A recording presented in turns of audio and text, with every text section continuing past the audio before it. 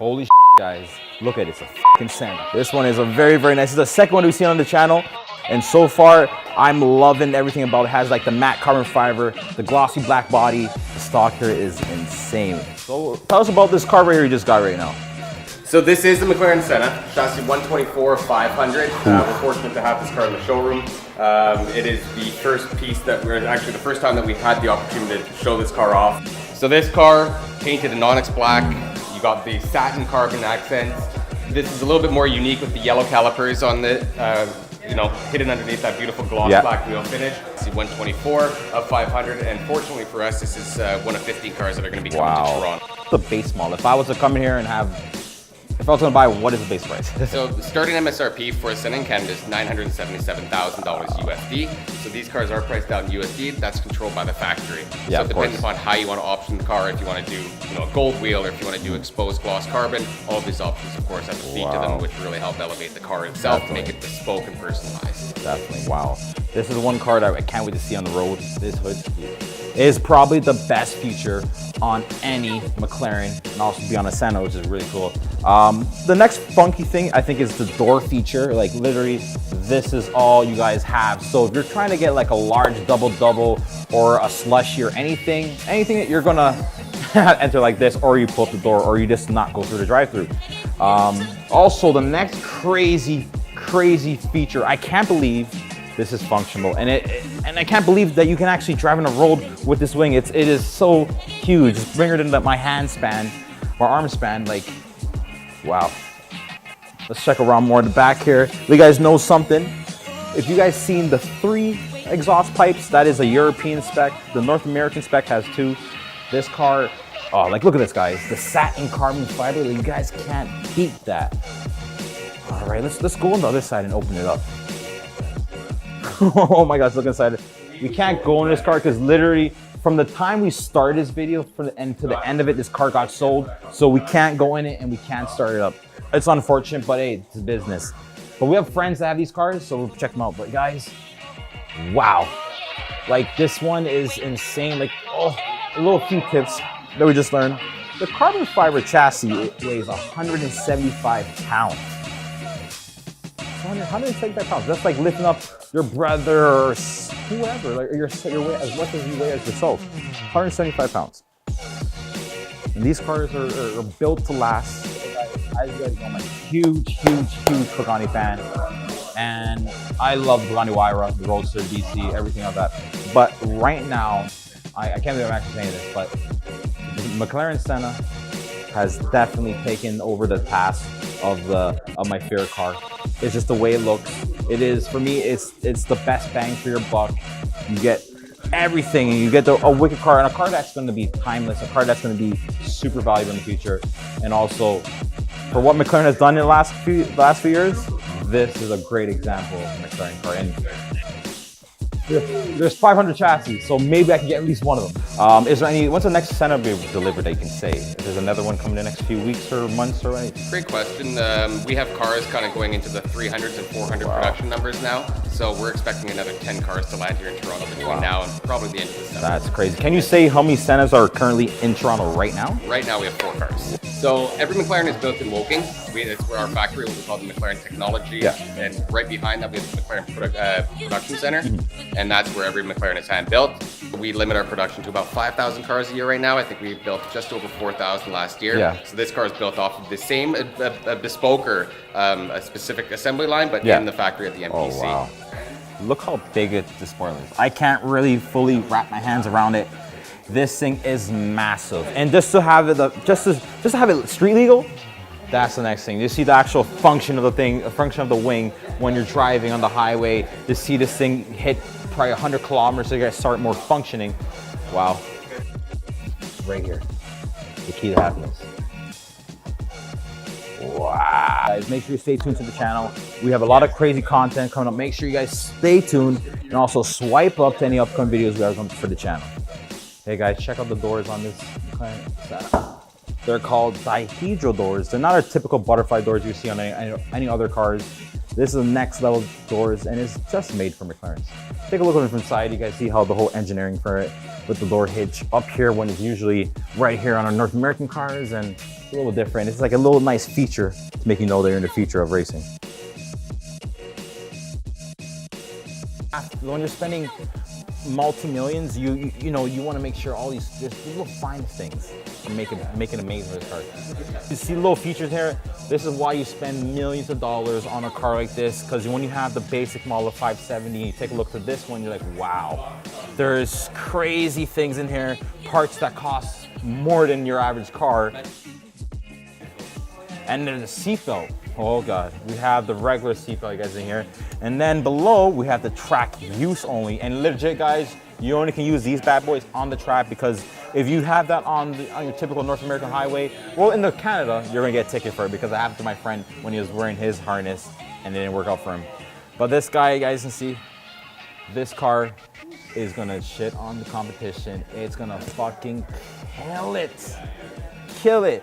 If I had the money right now, it would be in my possession. It would be the daily. I would actually drive some winter time just for shits and giggles. What color would you get? My spec will be, compared to my roots, it'd be a Jamaican spec. Black, green, and yellow. That'll be my spec, definitely.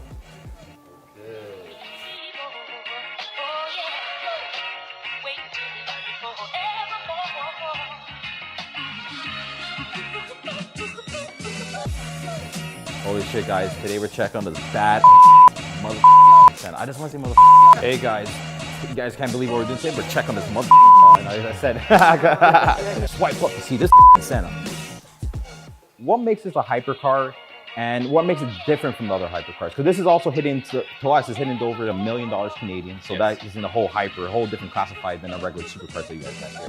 Yeah, so hypercar is often categorized by pushing the limits of performance. So back in the day, we had the McLaren P1, and I say back in the day, so yeah, back in 2013, which is insane. But that was the first hybrid technology hypercar that was developed by McLaren, and then other brands had similar product to offer.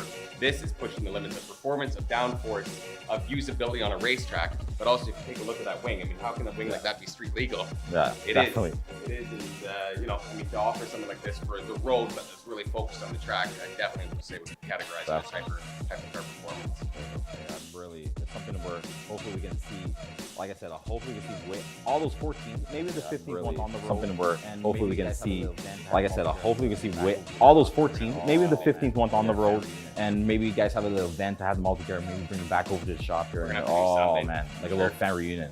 Thinking about this car, why did they choose the name Senna of any other names? Because on here it says the P15. So what's the difference? So we'll start with the P15 branding. So McLaren, their internal names, Project 13, Project 14, Project 15. Okay. So you take the 720 as an example, that would be P14. Okay. The new Senna is P15. Okay. So that's just an internal name that we branded the car. So internally we start hearing more and more information about a vehicle, and it's always known as the project name internally before we unveil a name. Project 15, okay. Yeah, so your shirt is what this car is all about. Ayrton Senna was one of the most history drivers with McLaren and Formula One, having won multiple championships with us, and arguably the greatest Formula One driver of all time. He is the best one. So how can you pay tribute to a driver with such heritage with the brand and offering the car that would represent him if he was still around to be able to deliver a product like this? And this is radical, it's extreme, it makes sense. Everything that Senna was and more, and it's just about performance. Wow, it really makes sense when you look when you know his history and you see everything how he was, and you see this car as a track car and as a rodeo car. It makes sense of how aggressive it is. It gives me goosebumps thinking about Ayrton Senna and having a name like that put onto a car that we offer here. I mean, it is definitely something special. And again, you're just a shirt, it says it all, right? Of course. With us at McLaren is the best thing. Especially, I know his daughter is the one who's pretty much running his whole foundation and everything. And I know she loves it. I've seen the photos where I believe they have their own Senna, if I'm not mistaken. And the one that they had in Brazil, if I'm not mistaken, was a beautiful, nice spec. And hopefully we get to see more of those type of specs come more down here. I'm hoping that you're going to see some more radical specs. Of course, people went a little bit more safe and conservative for a Senna. Of course. Black was definitely a popular color, but we will definitely see some louder and more wild liveries and options on this. Of the 14 Sennas you guys spec'd out, which one is your favorite? That's a tough one for me to say. I know certain ones you can't say, but the ones that are currently released to the public. I like them all. They're all unique, and what's so special about the Senna is people really take the time to make them bespoke and personalized to them. So each and every one has their own quality. I mean, maybe that's more of my PR guy in me answering that one, but they're all pretty spectacular. I like this one because I was involved a little bit in the selection process. Of course. And Jimmy Ravitas. I mean, mainly Jimmy, but this car really touches closer. It's the hardcores, yeah. Definitely, especially when you build it and have the spec and everything, it's just like, so your own kid right there. What's your favorite feature when it comes to the Senna? There must be know where it's starting. It's such a radical car. I mean, the fact that, you know, the braking ability on this car, that's something that everybody tends to talk about. Of course. The power of the braking. I had the opportunity to drive this car in Portugal. Very nice. Really, really blown away by the performance of the braking ability. The level of grip that this car generates, not just mechanical grip, but of course aero grip with 800 pounds and 800 kilos of downforce. That is a lot. I just love the simplicity, but it's not simplistic at all. It's such a heavily aerodynamic focused vehicle, but the fact that they've taken all the elements that they don't need, like for weight saving, and just really make this a pure track car. Oh, definitely. I mean, to me, this is like the modern day F40, if anything, just so radical, so hardcore. I think this is going to be a timeless classic. Definitely. From when the concept, because you saw it probably months before we saw the concept, do you think the car was ugly in any way? Because I personally thought the first thing came to mind when I first saw the concept was the Homer Simpson car. Right. From back in the day. Everybody was that. But then, you know, having the car, see more of the car in person and appreciate more, I think this is one of the gorgeous cars McLaren has made. And especially their goal to make 25 cars by next year, I think it was by 2020? Make 25 cars? 25 new models coming out. 50 new models coming out between now and 2025. Wow. Yeah. So, somebody that wants a track beast and a McLaren that pays homage to the history of McLaren, who's somebody that's most likely to buy a car like this? Great question. So a lot of our customers, and I'm very fortunate in Toronto specifically, so I can focus on this market. A lot of the customers that are buying this car want to take it to the track. They want to drive the car. They want to add it to their collection. Of course, a lot of these guys have GT3 RSs. They have a 675 LT.